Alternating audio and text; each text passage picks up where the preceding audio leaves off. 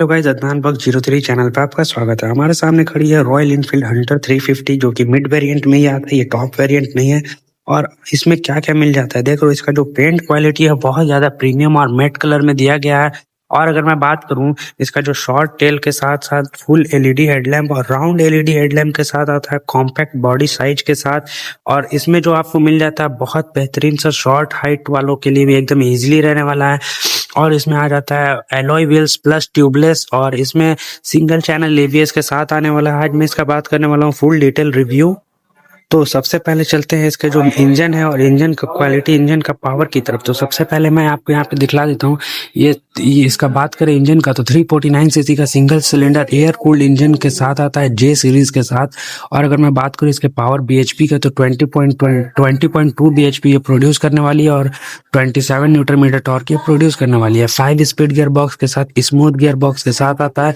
Engine बहुत refined है इसका, लो आरपीएम में भी स्मूथ है और मिड रेंज स्ट्रांग है, और सिटी हाईवे दोनों के लिए एकदम परफेक्ट है। वाइब्रेशन ऑलमोस्ट नेगलिबल है। और अगर मैं बात करूं पुराने रॉयल इनफील्ड के हिसाब से, इसका जो है वाइब्रेशन बहुत ज्यादा कम है। हंटर 350 का सबसे बड़ा पॉइंट इसका रहने वाला है हैंडलिंग का। तो मैं बात करूँ, इसको शॉर्ट वाल्व व्हील बेस है। शॉर्ट व्हील बेस का कहने का मतलब है इसका जो हाइट है बहुत ज्यादा कम रखा गया है, और सिटी कॉर्नर में भी बहुत ज्यादा कॉन्फिडेंट देता है इसका हैंडलिंग। और मैं बात करूँ न्यू सस्पेंशन ट्यूनिंग 2026 थोड़ी और कंफर्टेबल लगती है, मतलब पुराने हंटर से ये 2026 में और ज्यादा कंफर्टेबल बन के आ चुकी है। और मैं बात कर रहा था इसका जो हाइट है बहुत ज्यादा कम है, तो इसका सीट हाइट बहुत ज्यादा कम के साथ आता है। 790 mm के साथ साथ इसका सीट हाइट आने वाला है 790 mm के साथ, जिसके कारण ये बहुत ज्यादा शॉर्ट राइडर्स के लिए भी फ्रेंडली रहने वाला है। शॉर्ट राइडर्स इसको इजीली हैंडल कर सकते हो, जैसे कि मेरा हाइट है 5.5 और मैं इसको बहुत इजीली हैंडल कर सकता हूँ। अगर मैं बात करूँ इसके ब्रेकिंग्स का, तो यहाँ पे आप देख सकते हो इसमें ब्रेकिंग्स आते हैं, बड़ा सा इसका डिस्क प्लेट आता है और सिंगल चैनल एवीएस, फ्रंट में एवीएस मिल जाता है।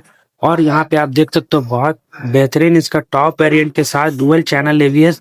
इसका टॉप वेरिएंट अगर आप लेते हो, ये मिड वेरिएंट है, मिड वेरिएंट में आपको आता है ये सिंगल चैनल एवीएस, और टॉप वेरिएंट अगर आप लेते हो तो टॉप वेरिएंट में डुअल चैनल एवीएस मिल जाता है, बस यही फर्क है। और अगर मैं बात करूँ, ये ब्रेकिंग इसका बहुत ज्यादा शार्प और इंस्पायरिंग है।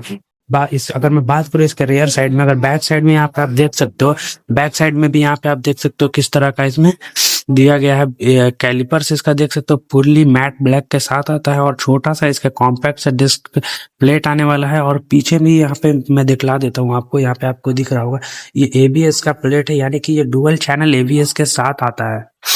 ये अगर मैं बात करूँ इसका जो टॉप वेरिएंट और इसमें क्या फर्क है, तो इसका जो टॉप वेरिएंट है उसमें और इसमें सिर्फ और सिर्फ कलर और ग्राफिक्स का ही फर्क है।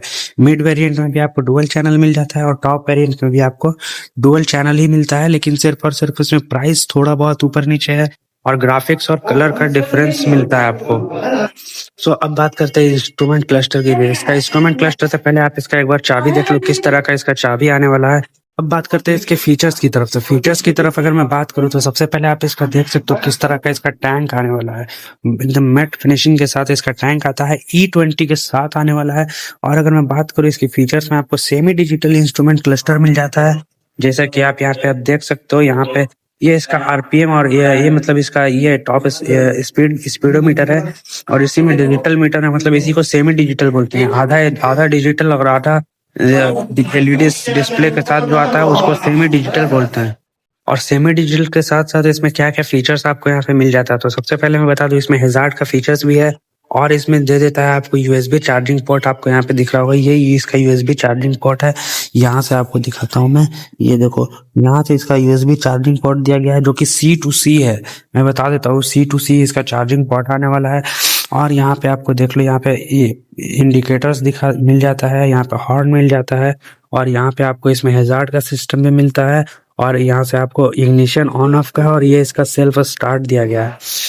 कुछ इस तरह का इसका फीचर्स रहने वाला है। और अगर मैं बात करूँ इसका जो हैंडलिंग है बहुत ही प्रॉपर एकदम फिनिशिंग के साथ बनाया गया है, मतलब इसको बैठने के बाद आपको लगेगा नहीं कि आप कोई हायर सीसी के ऊपर बैठे हुए, एकदम कंफर्टेबल इसका रहने वाला है, सीटिंग पोस्चर वगैरह सारा कुछ। तो अब चलते हैं इसके फ्यूल टैंक कैपेसिटी की तरफ। तो इसका जो आपको यहाँ पे आप जो देख रहे हो मैट फिनिशिंग के साथ, ये जो इसका फ्यूल टैंक है ये आता है 13 लीटर फ्यूल टैंक कैपेसिटी के साथ आता है। और अगर मैं बात करूँ इसका जो माइलेज है वो बहुत जबरदस्त, इसका माइलेज सुन के आप हैरान हो जाओगे। इसका माइलेज माइलेज 35 to 38 किलोमीटर पर लीटर इसका माइलेज रहने वाला है शहर में और नॉर्मल राइड करते हो तो।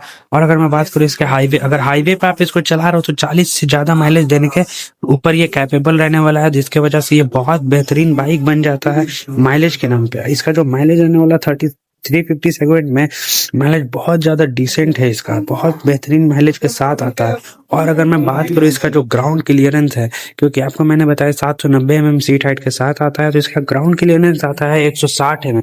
इसका ग्राउंड क्लियरेंस आता है 160 mm। इसका मतलब है कि नॉर्मल इंडियन रोड्स में और अगर आप ये ब्रेकर्स में भी ये बहुत अच्छा रहने वाला है। इसका जो ब्रेकर्स पे ये टच नहीं होगा। इसका जो पहले आता था वो पहले 150 mm का आता था इसका ग्राउंड क्लियरेंस, लेकिन इंडियन रोड्स के हिसाब से देखते हुए इसको अब 2026 में इसका ग्राउंड क्लियरेंस जो है 160 कर दिया गया है, जिसके वजह से अब ये हर तरह के रोड में चलने के लिए कैपेबल बन गई है।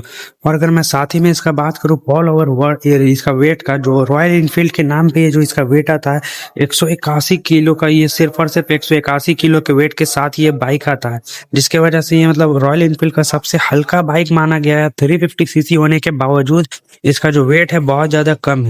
और अगर मैं बात करूँ इसके जो ऑल ओवर लुक है वो बहुत ज्यादा डिसेंट और क्लासिक है।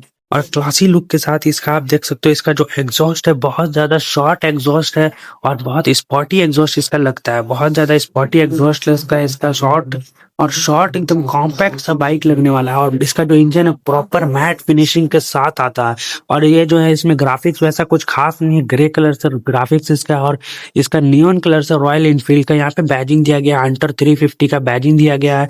और यहाँ पे आप देख सकते हो, यहाँ पे आप बेसिकली यहाँ से आप अपना ऑयल चेक कर सकते हो, इंजन ऑयल का जो लेवल है आप यहाँ से चेक कर सकते हो यहाँ से। और अगर मैं बात करूँ इसका जो एलॉयज में भी नियॉन कलर के स्टिकरिंग से स्टिकरिंग किया गया है। और अगर मैं बात करता हूँ इसके जो सस्पेंशन है वो सस्पेंशन आप यहाँ देख सकते हो मोनोशॉक सस्पेंशन नहीं है, इसका जो ये इसका टेलीस्कोपिक सस्पेंशन है, जिसमें यहाँ पे आपको गार्ड लगा हुआ मिलता है और यहाँ पे आपको इसमें बेसिकली नंबर प्लेट होल्डर मिल जाता है। और अगर मैं बात करूँ इसका जो ऑल ओवर जो हेडलाइट सेटअप है वो प्रॉपर एलईडी हेडलाइट है, एलईडी इसका इंडिकेटर से सारा कुछ एलईडी से इसका दिया गया है। यहाँ पे आप देख सकते हो रॉयल इनफील्ड का यहाँ पे बैजिंग मिल जाता है और कुछ इस तरह का इसका आगे से मीटर के साथ इसका लुक निकल के आने वाला है।